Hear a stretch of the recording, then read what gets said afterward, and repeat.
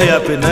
மங்கை செய்த பூர்வ புண்ணியம் மன்னன் வந்து சேர்ந்தது. போச்சுடா. உன்னை பார்த்து நான் சொக்கி போகிறேன்.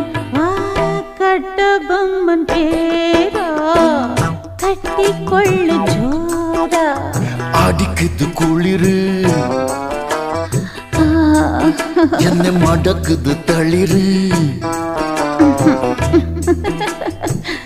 முல்லை பூங்குடி கொம்பை தேடுது.